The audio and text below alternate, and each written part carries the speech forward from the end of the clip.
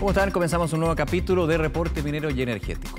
A juicio de diversos actores, ha sido el sostenido alto precio del cobre en los últimos meses el factor determinante en el avance del proyecto del royalty minero, que se discute en la Comisión de Minería del Senado. Su tramitación ha generado que diversas voces dentro del sector hayan salido al paso del proyecto, dado el impacto que tendría en la industria. No obstante, hasta ahora la discusión no ha sido profundizada desde la perspectiva de los expertos tributaristas. Para analizar el actual régimen de impuestos a la minería en Chile, posibles alternativas para mejorar el mecanismo y el impacto que tendría la iniciativa que se discute en el Congreso, vamos a estar conversando en el programa con el exdirector del Servicio de Impuestos Internos y consultor tributario, Michel Llorrat. Otros temas, por supuesto, que vamos a estar abordando en el programa. Conoceremos más detalles de la nueva medida que ha tomado la división Chuquicamata de Codelco para incorporar el teletrabajo como parte de sus pilares estratégicos.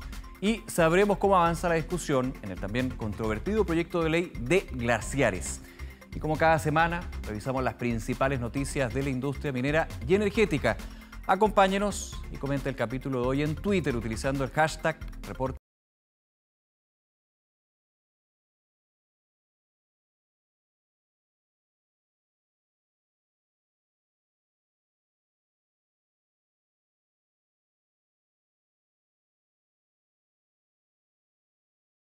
Proyecto de royalty que se encuentra en discusión en la Comisión de Minería del Senado, un proyecto que ha tomado fuerza en los últimos meses debido al alza sostenida en el precio del cobre. Vamos a analizar en el programa la normativa actual en materia y entregar alternativas. Para eso conversamos con el exdirector del Servicio de Impuestos Internos, consultor tributario Michel Llorrat. Muchas gracias por acompañarnos. Bienvenido a Reporte Minero y Energético. Muchas gracias por la invitación, Nicolás. Un gusto estar con ustedes. Igualmente, gracias por estos minutos, Michel. Y voy a comenzar tomando un poco en lo que plantea el proyecto de royalty minero. Lo hemos abordado en varios programas. A tu juicio, ¿cómo se presenta? ¿Cuáles pueden ser las ventajas y desventajas que tiene esta iniciativa que se discute en el Congreso? Mira, bueno, lo que está en el Congreso es lo que se llama un royalty o regalía ad valorem, ¿no? Es decir, un porcentaje sobre los ingresos de las empresas mineras. Entonces, la ventaja que tiene ese esquema es que permite al fisco recaudar desde el inicio de un proyecto minero, ¿no? Aun cuando todavía no hayan utilidades, o recaudar también cuando en los periodos en que hay pérdida. Pero la desventaja es que desincentiva la inversión, ¿no? Puede tener un efecto ahí importante, porque, digámoslo de la siguiente forma, un impuesto ad valorem a la minería le tiende a cobrarle poco a los que más ganan y mucho a las empresas que tienen menor margen, ¿ya? Entonces, por ese lado puede hacer que muchos proyectos dejen de ser rentables, por ejemplo. Esa es la dificultad que yo le veo. A ver, vamos a lo que se da actualmente en términos de tributación para la minería, Michel. Me parece muy interesante también un estudio que tú realizaste y que de alguna manera va mostrando en qué situación estamos, porque en el programa también hemos tenido muchas conversaciones al respecto a raíz de este proyecto y son los distintos tributos finalmente que tiene que pagar la minería y cómo de alguna manera se tienen que ir actualizando en el actual escenario de necesidades que tiene el país. ¿Cómo actualmente está este contexto? Bueno, la minería actualmente paga los impuestos que paga el resto de las empresas, ¿no es cierto? Básicamente el impuesto de primera categoría, de 27%, y los dueños, ¿no es cierto?, que normalmente son inversionistas extranjeros, pagan el impuesto adicional cuando se llevan las utilidades. Y además de eso, ¿verdad?, tenemos el impuesto específico a la minería, que es un impuesto con una escala progresiva que depende del margen porcentual de ganancias que tengan las empresas, ¿ya? Es un impuesto que en teoría tiene tasas que llegan hasta el 14%, pero en la práctica es difícil que sobrepase el 6%, ¿ya? Por una cuestión de cómo está diseñado ese impuesto, ¿ya? Entonces, de ese punto de vista, yo comparto la idea de que la minería puede aportar más, ¿ah? La diferencia está más bien en qué tipo de instrumento debiera utilizarse. Michel, y te interrumpo ahí, perdona, ¿qué instrumento sería el más óptimo en términos de generar beneficios tributarios, digamos, mayor recaudación, pero al mismo tiempo no generar estas externalidades negativas, como muchos se ha dicho? ¿Cuál sería el mejor escenario e instrumento en este caso, como tú dices? Claro, mira, los especialistas generalmente sugieren que las empresas mineras en países en desarrollo como Chile debieran, bueno, en primer lugar, por supuesto, pagar el impuesto a la renta que pagan todas las empresas, y que es el que permite capturar un porcentaje justo sobre la ganancia normal. Ujú. Luego se sugiere que exista una regalía o royalty sobre utilidades o un impuesto sobre la renta económica, ¿verdad? El que permite que el Estado se quede con parte de estas rentas económicas, que es lo que los economistas llaman rentas ricardianas, que son las que están como en exceso de las normales. ¿Ya? Y también se sugiere a veces que haya algún impuesto al valor de bajo valor, digamos, de tasa baja, ¿ya? Que es el que te permite de todas maneras que el Estado pueda capturar algún ingreso en los periodos de bajas utilidades o de pérdidas que tienen las empresas. Claro. ¿Ya? Pero centrado más bien en algún instrumento que sea sobre utilidades. ¿Ya? Eso es lo que se recomienda en general. Ujú. A Entonces, ver, sí, claro. Hay otro elemento que es bien relevante en este proyecto que se discute, que es, y ha sido criticado por la industria y algunos sectores, que es, podríamos decir, ahí me corrige la nomenclatura o el concepto si estoy equivocado, Michelle, pero es este aumento en la tasa tributaria que se cobra cuando hay un mayor aumento en el precio del metal. En este caso nos ponemos como ejemplo el cobre, digamos. Hay ciertos parámetros que se van definiendo en el proyecto para que de alguna manera a mayor precio se entiende mayor ganancia y de esa ganancia poder tributar más. ¿Cómo evalúas tú que se podría desarrollar eso y si efectivamente es viable también? claro, bueno, a ver, detrás de eso hay algo que puede, a ver, tiene sentido, ¿no es cierto?, que en la medida en que los precios suben mucho, Ujú. las empresas aumentan mucho sus utilidades y aumentan estas rentas económicas. Claro.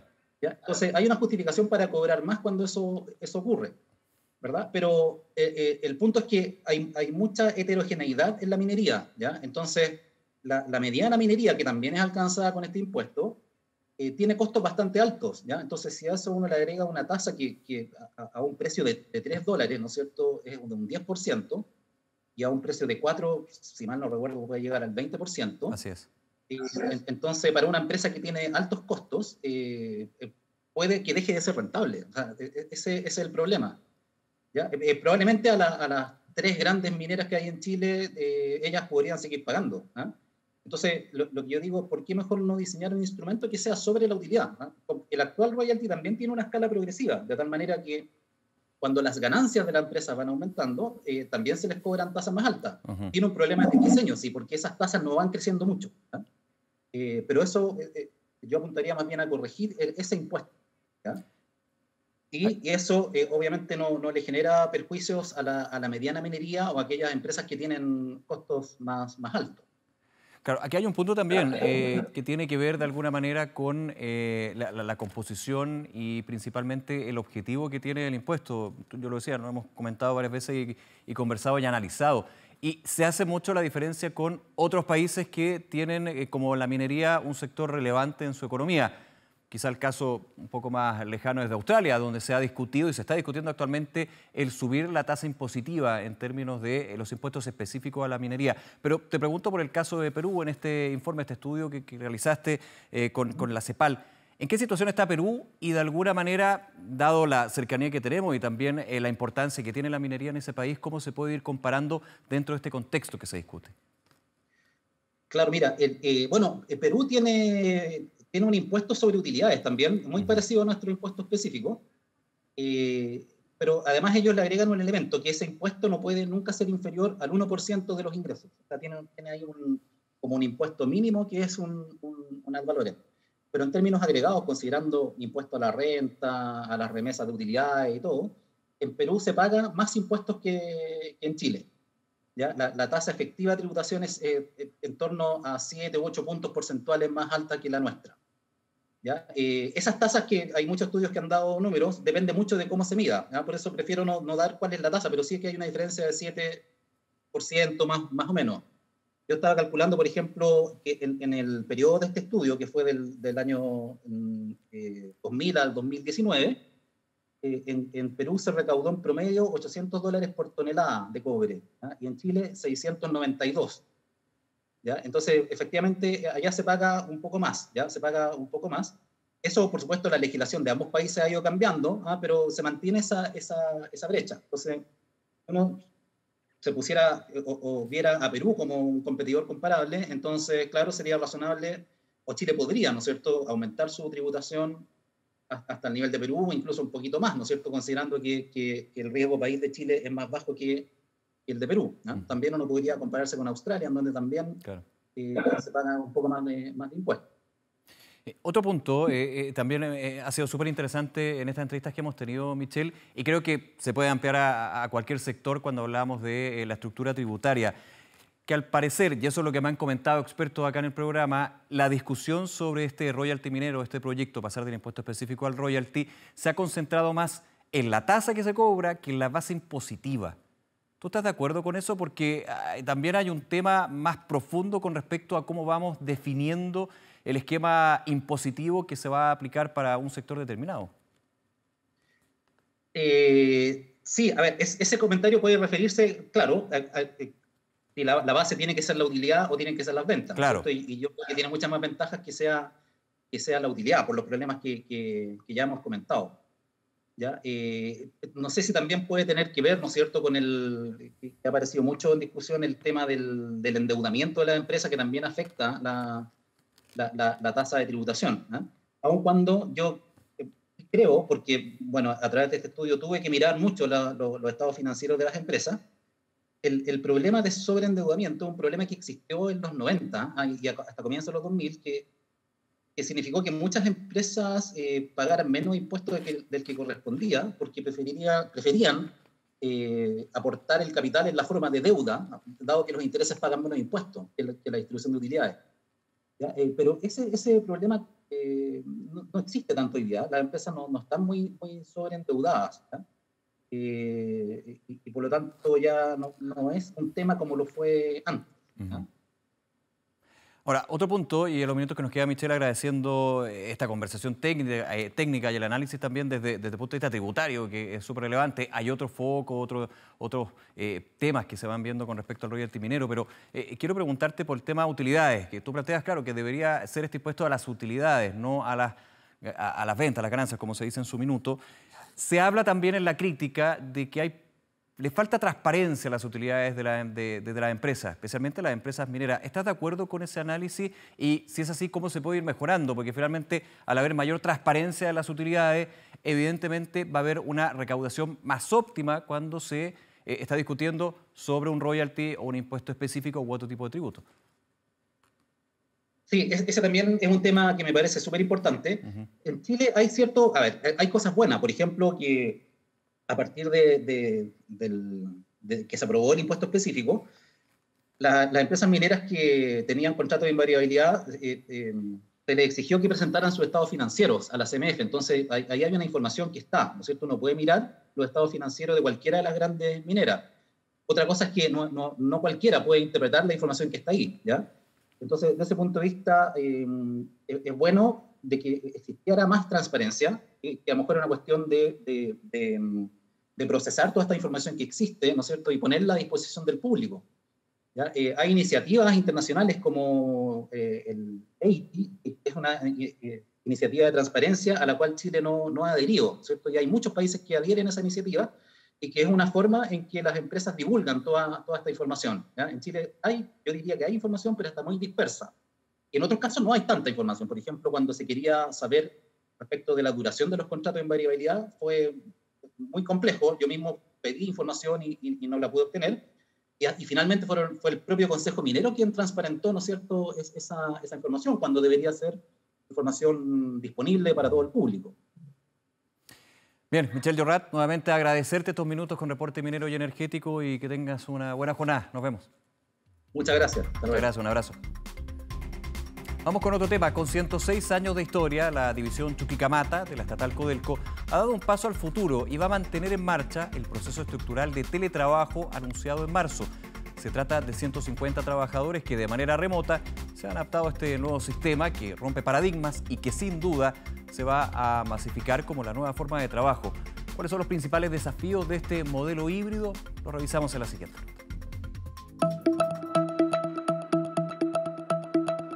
Comenzó hace más de un año con esta nueva metodología de trabajo.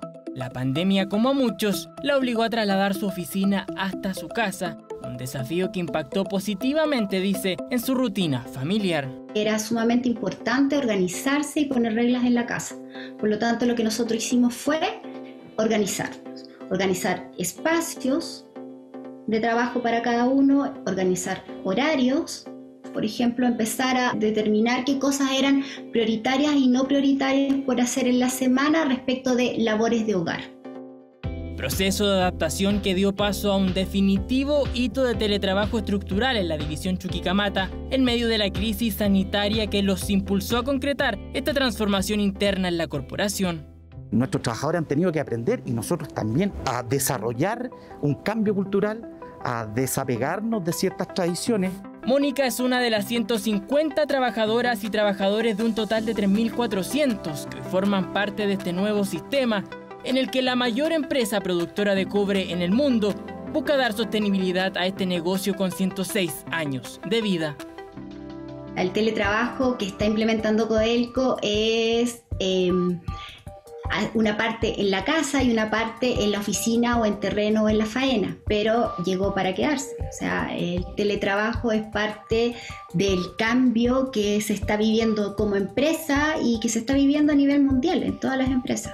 Modelo híbrido que toma cada vez más protagonismo y dicen ha aumentado la productividad de sus trabajadores. Mi percepción es que la productividad ha aumentado, dado que hemos cambiado la forma de trabajar, no solo con el trabajo a distancia. El desafío es profundizarlo, toda vez que nuestra compañía minera, la industria minera, hoy día está en una competencia muy grande. Es una forma de atraer y cuidar a nuestros talentos también, a nuestros trabajadores, en este mercado también que tiene mucha movilidad. Y es que la corporación de la división ubicada en la región de Antofagasta optó por dar este vuelco gradual que mantiene latentes los desafíos del trabajo remoto en las divisiones Gabriela Mistral y El Teniente, para así lograr la implementación transversal en la minera estatal de aquí hacia los próximos 50 años.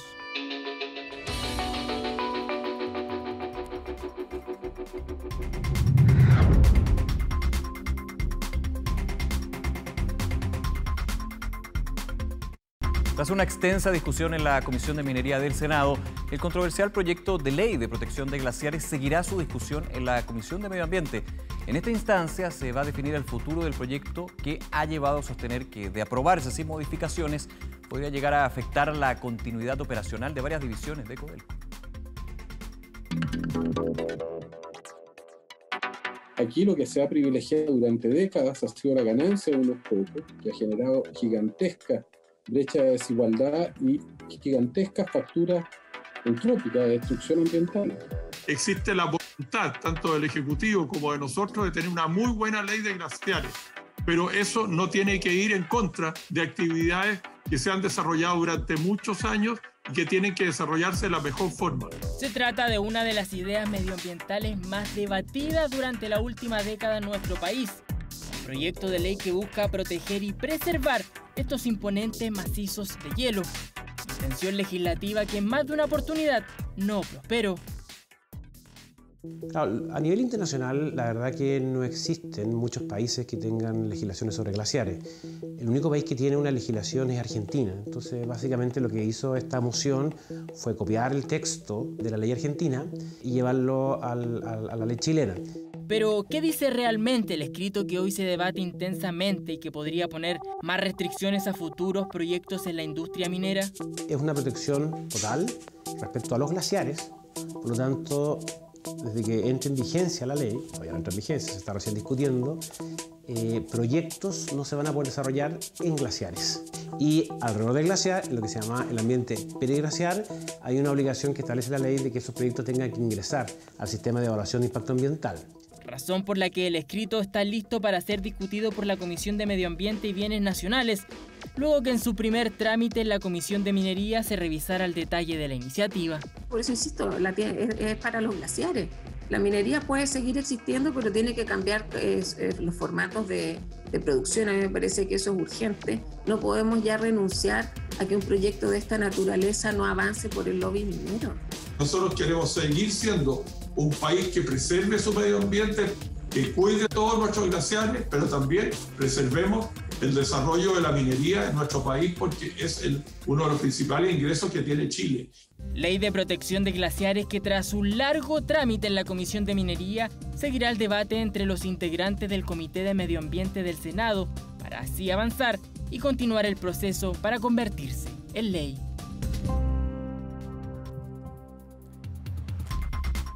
Tras un largo periodo de incertidumbre y dudas sobre su realización, Expomin confirmó que el principal encuentro de la minería latinoamericana abrirá sus puertas entre el 25 y el 29 de octubre en Espacio Riesco. En esta nueva versión, Expomin tendrá un formato híbrido, con la intención de alcanzar mayor participación, permitiendo a los interesados asistir presencialmente o ingresar desde cualquier dispositivo y en cualquier lugar. Entre las novedades destaca la posibilidad de agendar reuniones en la plataforma virtual o en la misma feria, la opción de participar del Congreso Internacional físicamente, por streaming o on demand a través de Expomin Connect, además de un marketplace donde las empresas podrán exhibir productos y servicios. Para resguardar la salud de todos los participantes y asistentes, la organización indicó que ha elaborado un robusto protocolo sanitario que será aplicado en octubre.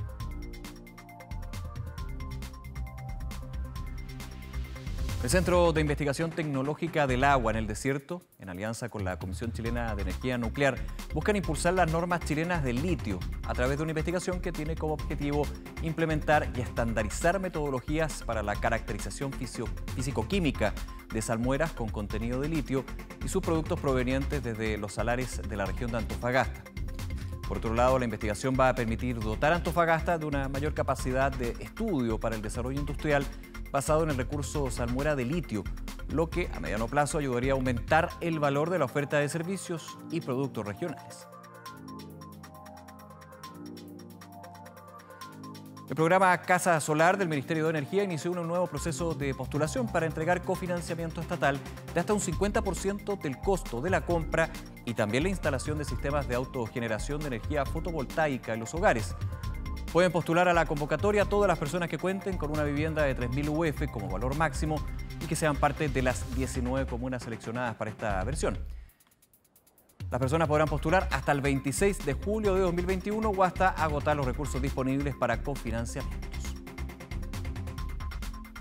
El programa Casa Solar del Ministerio de Energía y la Agencia de Sostenibilidad Energética busca llevar las energías limpias a los hogares chilenos, permitiendo la compra de paneles solares con descuento y con cofinanciamiento estatal. Hoy, más de 3.000 familias han sido beneficiadas ya, pudiendo reducir sus cuentas de luz y ahorrar hasta 300.000 pesos al año.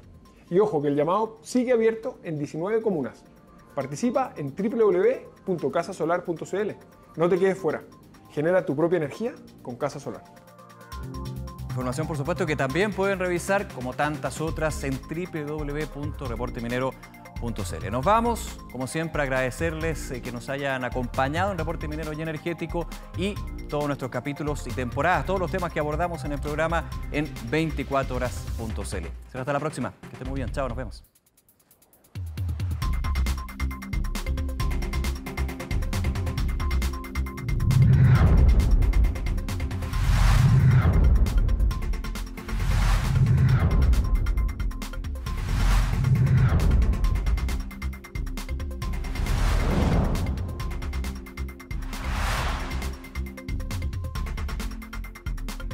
No olvides suscribirte a nuestro canal de YouTube.